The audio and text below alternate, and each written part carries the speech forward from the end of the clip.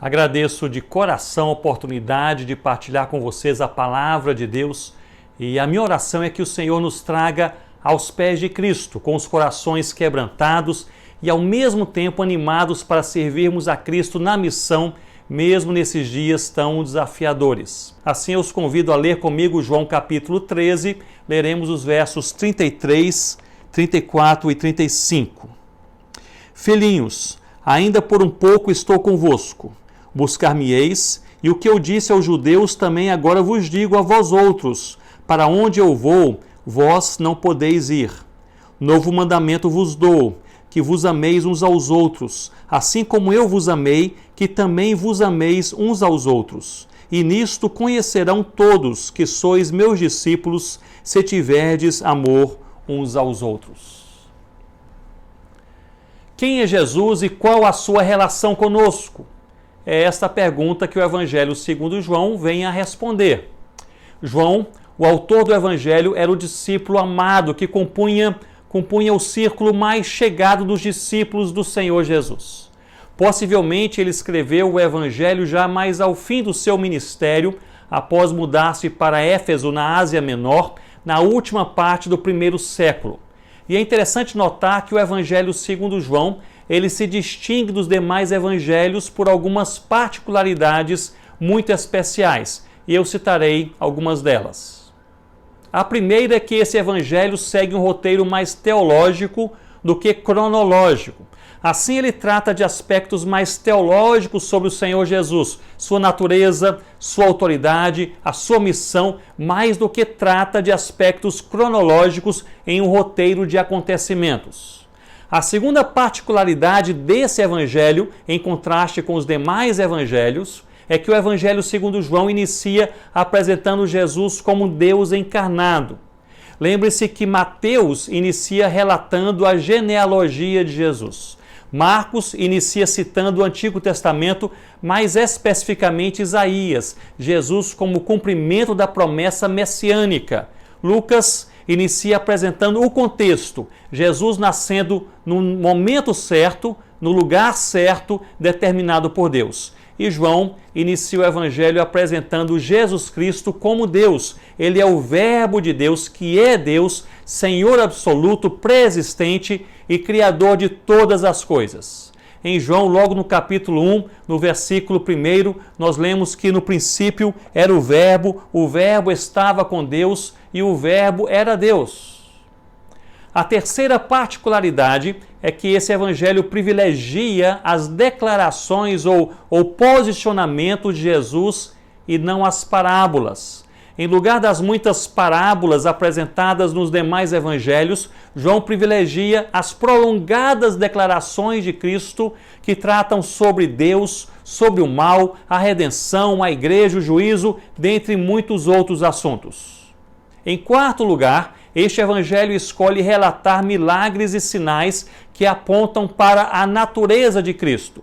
Os outros evangelhos narram diversos milagres de Cristo de maneira ou de forma sequenciada, mas João escolhe apenas 7 milagres e os liga a posicionamentos que atestam e explicam quem é Jesus.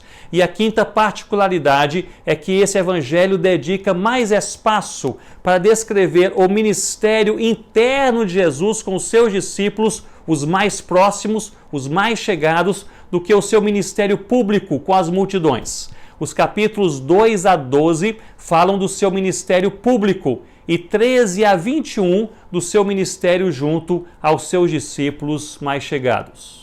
No capítulo 13 que lemos, Jesus estava se preparando para morrer e ser elevado aos céus. No verso 33, ele disse: Filhinhos, ainda por pouco estarei convosco. Buscar-me-eis, e o que eu disse aos judeus também agora vos digo a vós outros: para onde eu vou, vós não podereis ir.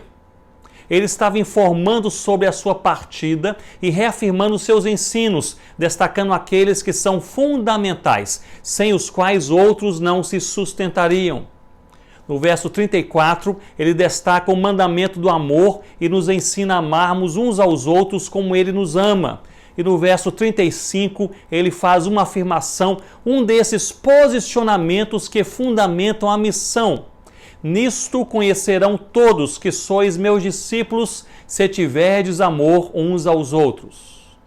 Nesses 3 versos, Jesus propõe um dos fundamentos essenciais da missão, que é o amor. E a pergunta que levanto é justamente esta: como os discípulos de Jesus eram reconhecidos por outros como seus discípulos até então? Quais eram as marcas que faziam com que fossem reconhecidos como discípulos e por que, dentre tais marcas, Jesus destaca esta?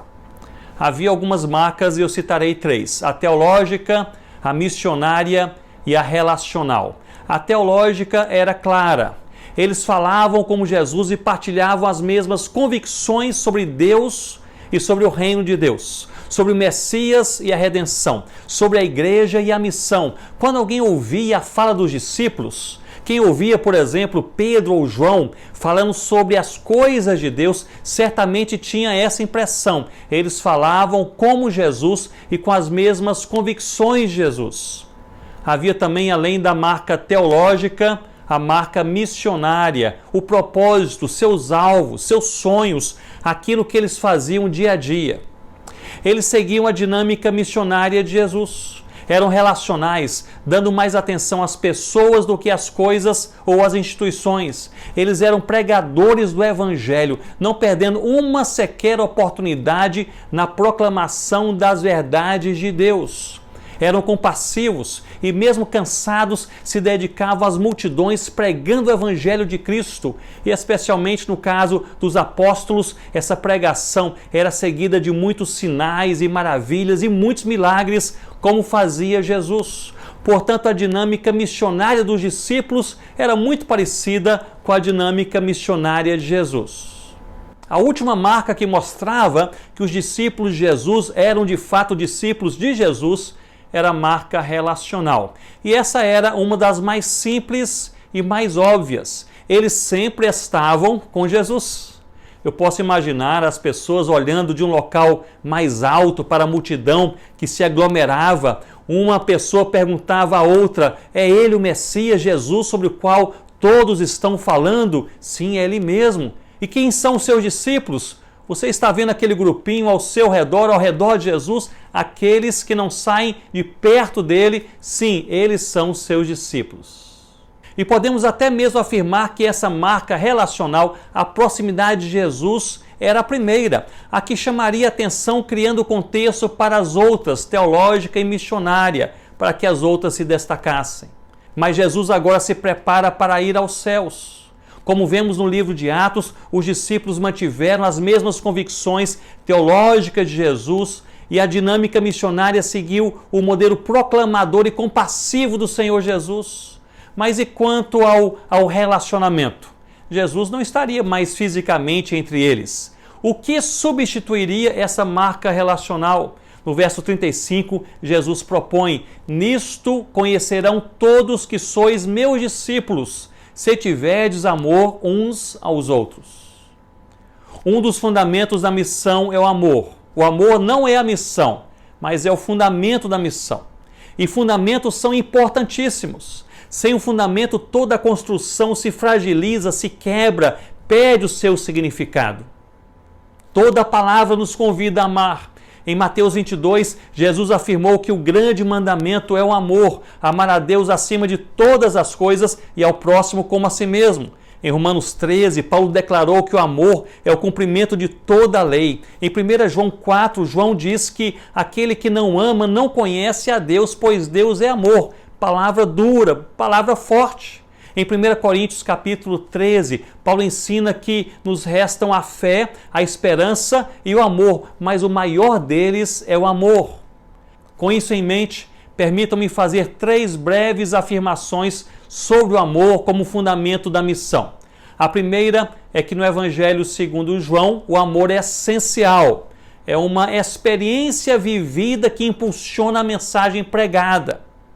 Jesus afirmou que nisto, ou seja, na maneira como eles se amam como irmãos, como igreja, nisto todos conhecerão, diz ele, que sois meus discípulos. A palavra conhecer aqui tradução do grego gnosko, dá a ideia de compreensão, de entendimento. Jesus destaca o amor como um testemunho vivido que impulsiona a mensagem proclamada, pregada. A comunhão amorosa do povo de Deus é um fortíssimo atrativo para que pessoas possam abrir de fato os ouvidos e corações para a mensagem do Evangelho do Senhor Jesus Cristo. Como igreja, a nossa missão é multifacetada e nós poderíamos resumi-la em dois movimentos, um externo, de influência, proclamação do Evangelho, e outro interno, de cuidado, de guardar o coração no Evangelho.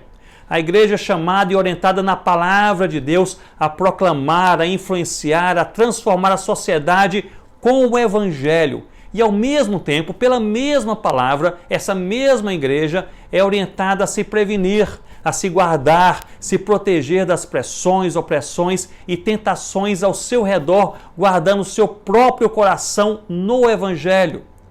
Por isso o apóstolo Paulo diz na mesma carta, em 2 Timóteo, no capítulo 4, ele diz a Timóteo, prega a palavra, e logo depois, tu, porém, sê sóbrio em todas as coisas. Ou seja, guarde o seu coração. Esses dois movimentos, externo e interno, jamais podem ser dissociados, separados, nem podem acontecer em momentos diferentes, eles devem ser simultâneos. Observem comigo, se a igreja proclama a sua fé, mas não aguarda, ela se torna um grupo religioso, não uma comunidade redimida pelo sangue do Cordeiro Jesus. A igreja perde a sua essência. E se essa igreja guarda a sua fé, mas não a proclama, ela se torna infrutífera, ela se torna inútil, ela perde a sua missão. E é importante lembrar dois efeitos alarmantes quando nós não proclamamos e não guardamos a nossa fé de forma simultânea. O primeiro é a perda da capacidade de transmitir os valores de Cristo à próxima geração, à nova geração, incluindo nossos próprios filhos. Um desastre, perdemos a família. E o segundo é a perda da oportunidade de viver a plenitude do Evangelho, no qual amamos a Jesus, seguimos a Jesus e também proclamamos o Senhor Jesus entre todas as nações. Outro desastre, perdemos a missão. Precisamos assim conciliar a pregação pública externa com a guarda do nosso próprio coração. Minha segunda afirmação é que no Evangelho segundo João, o amor é cristocêntrico. É sobre Jesus e sempre sobre Jesus. Nós lemos, e nisto conhecerão todos que sois meus discípulos, discípulos de Jesus. Como falei no início, eu entendo que amor não é a missão, é o fundamento da missão. Missão é aquilo que fazemos de acordo com o chamado de Deus. E eu entendo que é uma missão geral e é uma missão também específica. A missão geral de sermos sal que salga e luz que brilha, que envolve tudo que somos e tudo que fazemos. E é uma missão específica, particular, que é a proclamação do Evangelho. Ambas devem ser cristocêntricas, tendo amor como fundamento, o amor a Deus e o amor às pessoas. Eu entendo também que a missão específica da igreja, a evangelização, ela é exclusiva, ela é singular e ela é intransferível. Ela é exclusiva, pois não há outro corpo, outro grupo, outra comunidade, além da igreja, com o chamado para a proclamação da verdade de Cristo, nem mesmo os anjos. Ela é singular, pois não há nada igual à evangelização, nada substitui a sincera e bíblica comunicação da mensagem de que Deus se encarnou, viveu entre nós, foi morto pelos nossos pecados, ressuscitou, está vivo, voltará e governará em um reinado eterno. Essa mensagem é única e é também intransferível, pois a igreja não deve e não pode terceirizar aquilo para o qual ela foi chamada a fazer. A comunidade missionária brasileira que acompanha essa transmissão vai compreender bem o que eu vou falar. Às vezes conhecemos algumas igrejas novas em lugares onde o Evangelho está chegando, igrejas com acesso reduzido à palavra de Deus, muitas vezes sem sequer ter a palavra completa traduzida em sua própria língua, seu próprio idioma.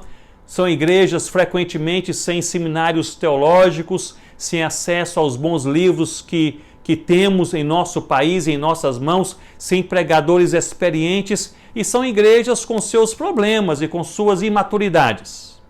E nós pensamos algumas vezes, é porque eles são novos na fé. E quando saímos desse contexto missionário e voltamos ao contexto das nossas igrejas, que têm pleno acesso à palavra de Deus, que possui ótimos seminários teológicos, abundância de livros, pregadores experientes, muitas organizações missionárias, às vezes encontramos os mesmos problemas e as mesmas imaturidades das igrejas novas, recém-plantadas. E surge a pergunta, por quê? Anos atrás visitei uma igreja da Gomba, no noroeste africano. Era uma igreja nova, recém-plantada por africanos.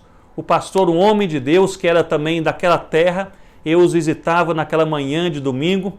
E em certo momento ele, que estava à frente daquele culto, ele passou a exortar a igreja que enfrentava alguns problemas, algumas imaturidades. Ele disse que havia um sentimento de competição entre os irmãos. Ele também disse que havia uma certa indisposição para a missão. E ele destacou também a crítica entre os líderes. Em certo momento, ele apontou para mim e disse, com bastante sinceridade, mas também bastante ingenuidade. Ele disse, certamente o irmão Ronaldo não encontra esses problemas em seu país, porque lá eles têm ótimos mestres da palavra de Deus, muitos seminários teológicos, já receberam o evangelho há muitas gerações e eles enviam seus próprios missionários. Eu fiquei calado e pensativo sobre os 3 motivos de exortação que ele estava fazendo. Competição na igreja, indisposição para a missão e crítica entre os líderes. A conclusão é que conhecer a palavra, se submeter à palavra e ser transformado pela palavra são 3 passos distintos. É o mesmo processo, mas passos distintos. É possível conhecer a palavra e conhecê-la bem, sem se submeter a ela. É possível até mesmo pregar a palavra e pregá-la bem, sem se submeter àquilo que conhece, ensina e até mesmo crê.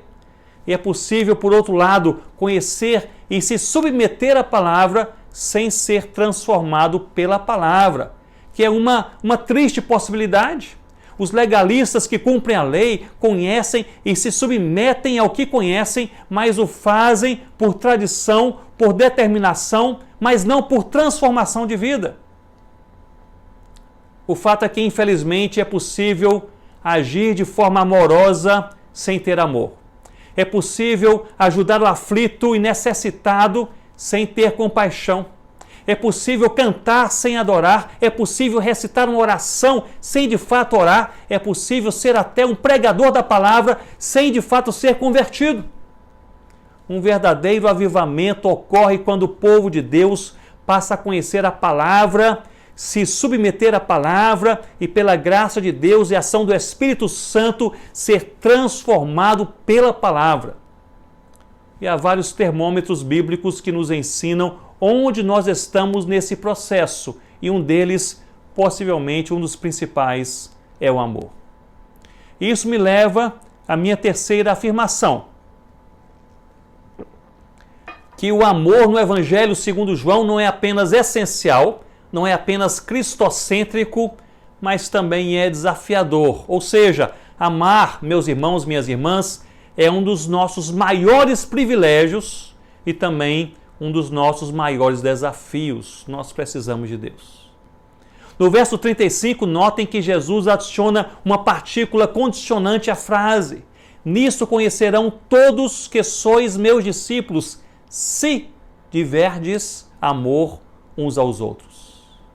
A maneira como nos tratamos pessoalmente e também nas redes sociais evidencia se somos de fato discípulos do Senhor Jesus. Mas, meus irmãos e irmãs, se nós respondemos no mesmo tom, se usamos das mesmas ironias, se atacamos com as mesmas palavras, se acusamos sem provas, se expomos de forma impiedosa o irmão, que diferença há? Sejamos mais práticos. Se um grupo de WhatsApp de cristãos protestantes não tiver palavras mais santas, paciência mais prolongada e amor mais evidente, quem somos nós? Que testemunho é esse? A maneira como somos em casa, esposo e esposa, pais e filhos, evidencia se somos discípulos de Jesus. A maneira como falamos do irmão ou da irmã, especialmente em sua ausência, evidencia se somos de fato discípulos do Senhor Jesus. Jonathan Edwards, ao escrever sobre avivamento na publicação On Revival, fala sobre os pecados da época. Ele defende que um verdadeiro avivamento espiritual ataca o reino do mal, o que ele chama de pecados da época. Ele não está destacando que há pecados que se apresentam em uma geração e não em outra geração, mas que há certas atrações e certas expressões carnais que ganham mais ou menos espaço em determinados contextos. Em minha observação, em nossos dias, entre os cristãos evangélicos brasileiros, eu destacaria 3 pecados da época que têm se tornado talvez mais evidentes. O primeiro é a vaidade. A vaidade é a expressão narcisista que não apenas tenta nos dizer que somos belos, mas que devemos ser admirados como tais. E dentre tantas ações pecaminosas que a vaidade gera, uma delas é a competitividade, que vem sempre sendo seguida pela luta dos egos, espaços, títulos e destaques. Eu estou convencido que precisamos amar mais, cooperar mais e competir menos. O segundo é a autojustiça. A autojustiça é uma das ramificações do orgulho que tenta nos vender a seguinte mentira: você tem sempre razão. E tem razão não pelas convicções bíblicas, pelo ensino da palavra, mas você tem razão porque você é o melhor. Sua razão é superior, sua causa é superior, sua experiência é superior. Como todos ao seu redor não percebem isto?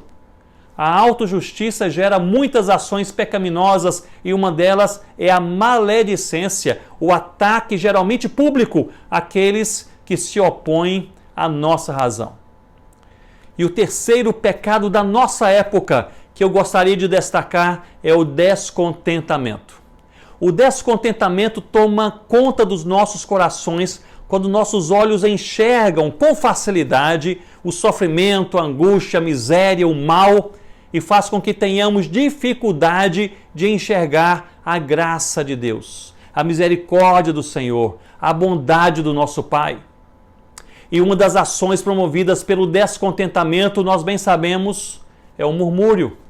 O que sai das nossas bocas pode, meu irmão e minha irmã, exaltar a Deus ou envergonhar o Evangelho.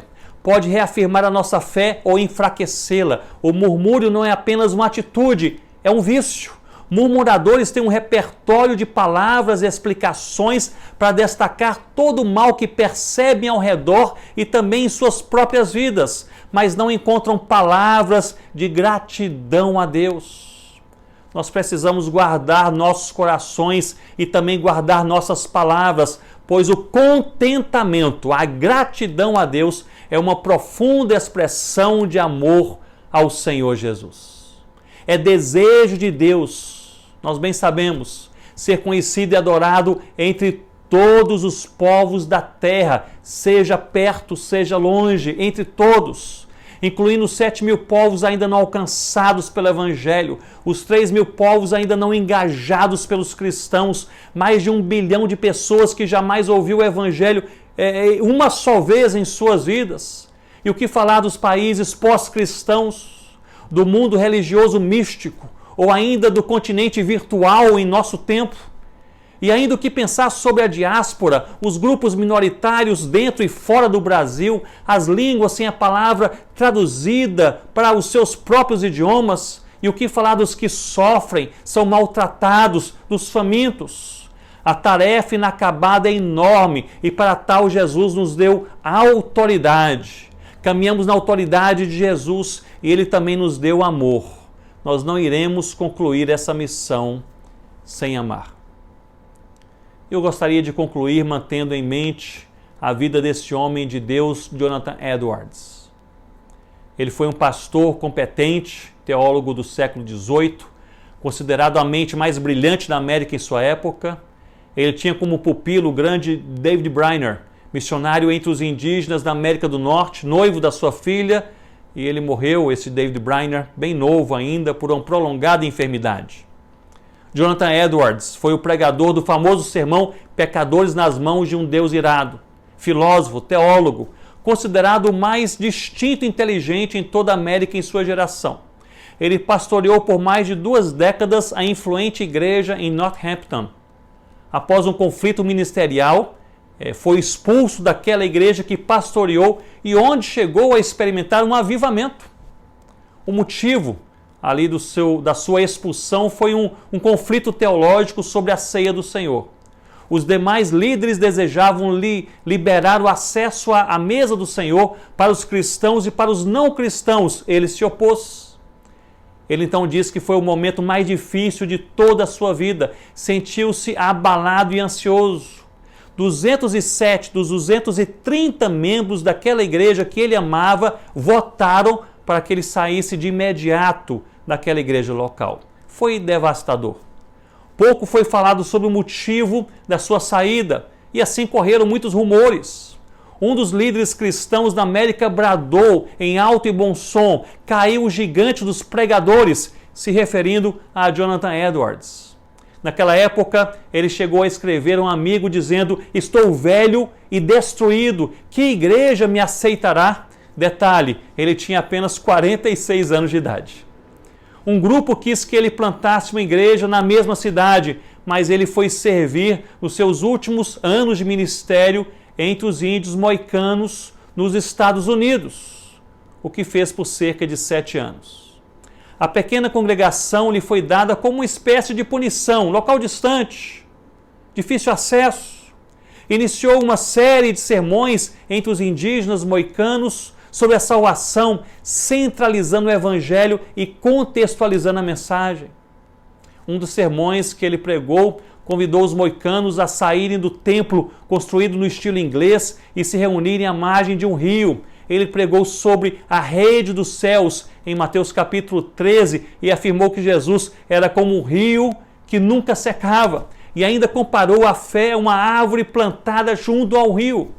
Foi um avivamento do que seria sua mais dura experiência. Ele ganhou os melhores amigos. Foi dito que Jonathan Edwards amava mais a sua igreja entre os moicanos do que qualquer outra que ele já havia pastoreado ou visitado. Suas pregações abalaram a América e transformaram milhares de vidas, desde os colonizadores até os indígenas. Eram sermões lidos, frequentemente à luz de velas e candeeiros, em voz contínua, sem sobressaltos. E milhares eram movidos por um forte temor a Deus, horror ao pecado e desejo de salvação. A missão de Jonathan Edwards entre os moicanos começou com uma punição. Foi tomada por um profundo amor e culminou com a pregação do evangelho cristocêntrico para a glória de Deus. Que Deus nos ajude a amar e que, movidos pelo amor, preguemos às nações aquilo que nos tornou discípulos de Jesus, o Evangelho. O Evangelho. Que Deus nos abençoe em nome de Jesus.